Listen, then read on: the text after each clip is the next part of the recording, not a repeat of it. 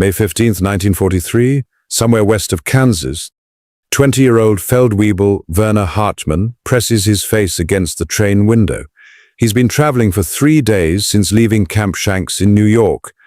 3 days watching America roll past. 3 days trying to understand what he's seeing. The train slows at another dusty station, Amarillo, Texas. On the platform, a man in leather chaps and a wide-brimmed hat watches the train. A real cowboy. Not a propaganda poster, not a Hollywood actor. An actual American cowboy rolling a cigarette, squinting in the desert sun. Hartmann and 499 other German prisoners of war are about to enter a world that Joseph Goebbels insisted didn't exist. They were Afrika Korps soldiers mostly, captured at Kasserine Pass, Tunis, Sicily, men who'd fought under Rommel, men who'd expected to die in the desert, different outcome. The Nazi propaganda machine had told them exactly what to expect from American captivity, barbarism, torture. The uncultured mongrels of the New World would treat them like animals. After all, Americans were soft, decadent cowboys and gangsters, a nation of mixed races without culture or honor. The first shock had come on the transport ships. White bread, real coffee, 3 hot meals a day, more food than German soldiers had seen in months. The same rations American soldiers received as required by the Geneva Convention. Now, as the train carries them deeper into Texas, the contradictions multiply. Through the windows they see endless farmland, herds of cattle that stretch to the horizon, oil derricks pumping black gold, towns with electric lights, paved roads, automobiles everywhere. One prisoner will later write to his family, "The Americans have so much of everything, they even share it with their enemies." Camp Hearn, Texas, 30 miles northwest of Houston, built for 4,800 prisoners. Reality, a small American town dropped in the middle of cotton country. The buses from the train station drive through the main gate. The Germans expect machine gun towers, attack dogs, brutal guards. Instead, they find barracks with electricity and indoor plumbing, hot showers, flush toilets, things many of them didn't have in Germany. The camp commander addresses them through a translator. The rules are simple. Work 8 hours a day, follow regulations, cause no trouble. In return, 3 substantial meals daily, wages of 80 cents per day in camp scrip, canteen privileges, recreation, mail from home. Unteroffizier Friedrich Becker can't process what he's hearing. Wages? They're going to pay prisoners the same rate as American privates who earn $50 a month. The next morning, they meet their work supervisors, not soldiers, ranchers, cotton farmers, cattlemen, men in worn denim and leather boots, men who need hands for the harvest. The American agricultural system is feeding half the free world, but American boys are fighting in Italy, preparing for France. Texas cotton fields stretch for thousands of acres. Without workers, it will rot in the fields. The Germans are the answer to every farmer's prayer. A rancher named John Davidson looks over the group of prisoners. He needs 40 men for his cotton fields. He points at the biggest, strongest Germans. Then he does something that stops everyone cold. He walks over, extends his hand, and introduces himself. In Texas, he explains through a translator. Men shake hands before working together. Obergefreiter Wilhelm Müller stares at the extended hand. 6 months ago, he was fighting Americans in Tunisia. Now one wants to shake his hand like an equal. He takes it. Davidson's grip is firm, calloused, a working man's hand. The cotton fields of Brazos County stretch for miles. Under the Texas sun, the work is brutal. Bent backs, bleeding fingers, 100-pound sacks. But something extraordinary happens in those fields. The German prisoners work alongside Mexican migrant workers, black sharecroppers, poor white tenant farmers. The racial hierarchy the Nazis preached crumbles under the Texas sun. Everyone sweats the same. Everyone's back aches the same. Everyone drinks from the same water bucket. At noon, Rosa Martinez, the ranch cook, rings the dinner bell. The prisoners expect bread and water. Instead, beef stew, cornbread, sweet tea, apple pie. Rosa doesn't speak German. The prisoners don't speak Spanish, but she ladles extra portions onto their plates and smiles. Food is a universal language. Werner Hartmann will remember this meal for the rest of his life, not because of the food, because a Mexican woman treats German prisoners with the same kindness she shows everyone else. The Third Reich said this was impossible. The Third Reich was wrong. Saturday night, Camp Herne. The recreation hall fills with music, not military marches, not Nazi anthems. Bob Wills and his Texas Playboys on the radio. Western swing. The sound of America in 1943. After Italy switched sides in September 1943, Italian POWs gained more freedoms. They could attend local dances, chaperoned and supervised. German prisoners watched with envy. Some camps later allowed carefully monitored social events. Always supervised, always controlled, but still a slice of normalcy in wartime. The prisoners form bands, learn American songs. Some write new ones. A strange fusion of German folk melodies and Western swing, music that exists nowhere else in the world. The letters home create their own crisis. What can they write? How can they describe this to families suffering through Allied bombing, to mothers standing in ration lines, to wives who haven't seen meat in months? Friedrich Becker writes to his wife in Hamburg, "The Americans are not what we were told. They have given us warm clothes and good boots. We eat meat every day. I am saving my wages. When I come home, we will have money." He doesn't mention the abundance that surrounds him, the cars every farmer owns, the electric lights burning all night, the stores packed with goods. How could he? She wouldn't believe him. The censors wouldn't let it through anyway. Camp McLean, near Amarillo. Here, the cowboys aren't metaphorical. They're real, and they need help with thousands of head of cattle. The rancher, Thomas Anderson, surveys his new workers, Luftwaffe pilots, panzer crews, U-boat sailors. Not one has ever seen a cow up close. He sighs. This is going to be interesting. He starts with the basics: how to approach a horse, how to hold a rope, how not to get kicked, bitten, or trampled. The Germans are terrified of the animals. The animals are suspicious of the Germans. It's mutual distrust at first sight. But Anderson is patient. His own son is flying B-17s over Germany. These boys in front of him are someone's sons too. Enemy or not, they're here, and cattle don't care about politics. Within weeks, something magical happens. The Germans take to ranching like they were born to it. Maybe it's their military discipline. Maybe it's their engineering minds appreciating the logistics of moving cattle. Maybe it's just that working with animals is honest in a way that war never was. Hauptmann Erich Schmidt becomes Anderson's best horseman. He can rope, brand, and doctor cattle with the best of them. At night he sketches the landscape, mesas at sunset, longhorns against the sky, cowboys and Germans working side by side, images that would be impossible anywhere else in the world in 1943. Sunday morning. Within the camps, German prisoners hold their own religious services. Lutheran ministers, Catholic priests among the POWs lead worship. The American military provides hymnals, religious materials, freedom of religion, even for enemies. Some camps arrange special permits for prisoners to attend local churches on holidays. Christmas, 1944, a handful of German POWs sit in the back pews of an American church. The hymn is Silent Night, originally Stille Nacht in German. They know every word. By the third verse, some are crying, not from sadness, from the shock of being treated as human beings in an enemy land. December 23, 1944, Camp Papago Park, Arizona. 25 U-boat sailors have been digging for 3 months.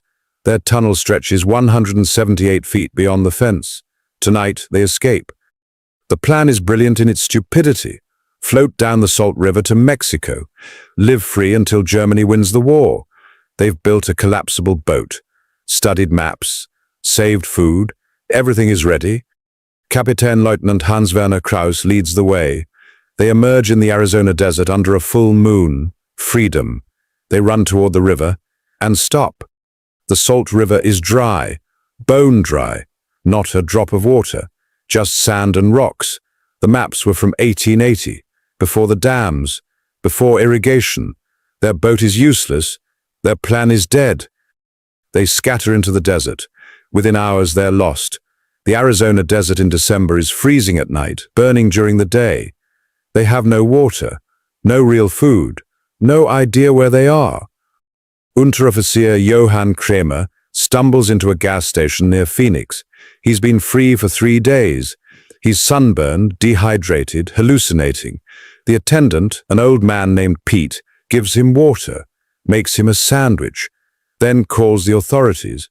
While they wait, Pete shares his coffee, tells Kramer about his own son in the Pacific. 2 father's sons, one lost in the desert, one lost in a war. Captain Jürgen Wattenberg makes it furthest, all the way to downtown Phoenix. He's sitting in Van Buren Street on January 28th, when a street cleaner notices his accent. The police find him exhausted, homesick, ready to return.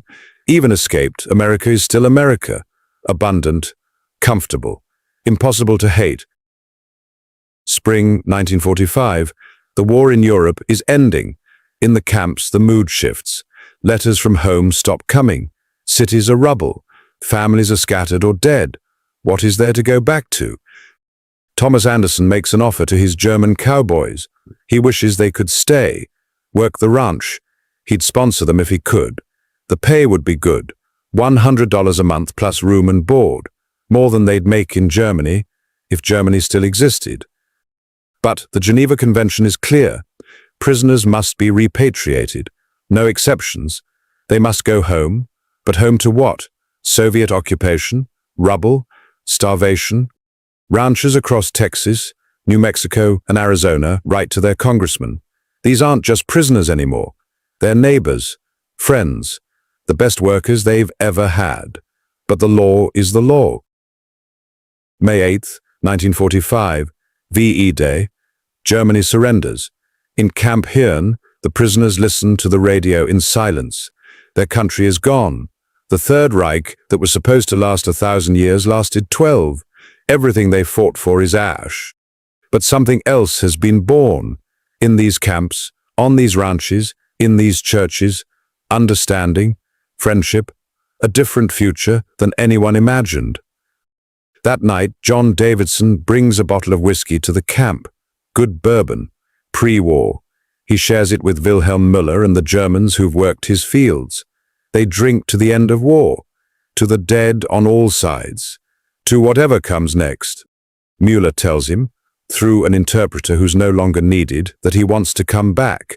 When he can, if he can. America has shown him something Germany never did. That strength doesn't require cruelty. That power doesn't demand hatred. That enemies can become friends over cotton fields and cattle drives. The repatriation begins in 1946. Trains reverse their journey, east to the ports, ships to Europe, back to a destroyed nation. But the Germans carry something with them. Knowledge, not military secrets. Something more powerful. They know how Americans farm, how they organize, how they work. They've seen American abundance and understand it's not magic, it's methods, machinery, management, things that can be learned, copied, adapted. More importantly, they know Americans, not the propaganda caricatures. Real Americans. Thomas Anderson teaching them to ride, Rosa Martinez ladling extra stew, John Davidson shaking their hands, Pete giving water to an escaped prisoner. When they tell these stories in Germany, no one believes them. Americans treating prisoners better than Germany treated its own soldiers. Impossible. Paying them wages, teaching them skills, sharing their churches. Fantasy. But the evidence is overwhelming. 425,000 German POWs worked American farms from 1943 to 1946. They harvested millions of dollars in crops, picked cotton by the ton, saved entire harvests that would have rotted. The American agricultural miracle that fed the Allied war effort. German prisoners helped make it possible. By 1950, something remarkable happens. Immigration laws change. Former prisoners can return $5,000.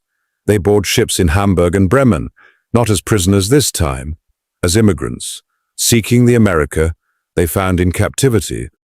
A former Africa Corps sergeant returns to Texas in 1951. John Davidson is waiting at the station.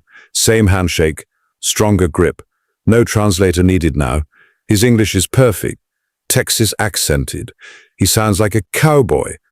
He marries a local girl, opens a machine shop, fixes tractors and farm equipment. His son will go to Texas A&M, study agriculture. His grandson will serve in Afghanistan, U.S. Army, 82nd Airborne. The transformation is complete. Another returns to Arizona. Thomas Anderson has work waiting for him, the best horseman he ever trained. Eventually, this man buys his own ranch, 500 acres near Tucson, raises quarter horses, wins prizes at state fairs. His neighbors know his story. They don't care. In Arizona, you're judged by how you work, not where you're from. Even one of the Papago Park escapees returns legally, opens a small business in Phoenix, not far from where he was captured. The irony isn't lost on anyone. Decades later, former POWs return to visit the camps. They bring photo albums, young men in Wehrmacht uniforms, learning to pick cotton, learning to rope cattle, learning that their enemies were human. At one reunion, an elderly rancher stands to speak. His voice is weaker, but his message is clear. You boys came here as enemies. You left as friends. You came back as family. That's the American way. That's the cowboy way. That's the human way. The applause goes on for 5 minutes. Former enemies embracing, not a dry eye in the room. The numbers tell one story.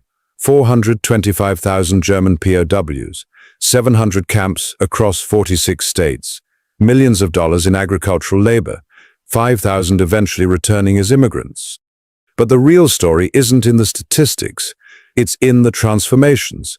Nazi soldiers becoming Texas cowboys, enemies becoming neighbors, hatred dissolved by hospitality, propaganda shattered by simple human kindness. The Germans expected American barbarism. They found American abundance, not just material abundance, abundance of spirit, the confidence of a nation so secure it could afford to be generous to its enemies, so strong it could show mercy. In his final letter from Camp McLean, one prisoner of war wrote to his mother, "The Americans are cowboys, just like Goebbels said, but he never told us cowboys could be kind. He never told us they would share their food, their skills, their humanity. He never told us they would teach us to ride horses and repair tractors. He never told us they would shake our hands. He never told us the truth about anything." The truth was simpler and more profound than any propaganda.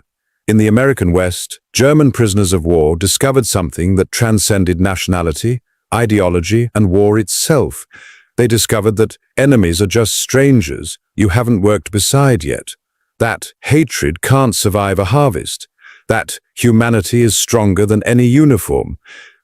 They came as warriors of the Third Reich. They left as cowboys, and in the dust of Texas cotton fields, the mesa shadows of New Mexico, the desert sun of Arizona, they learned the most dangerous lesson possible for a totalitarian ideology. They learned that their enemies were human, and that they were too.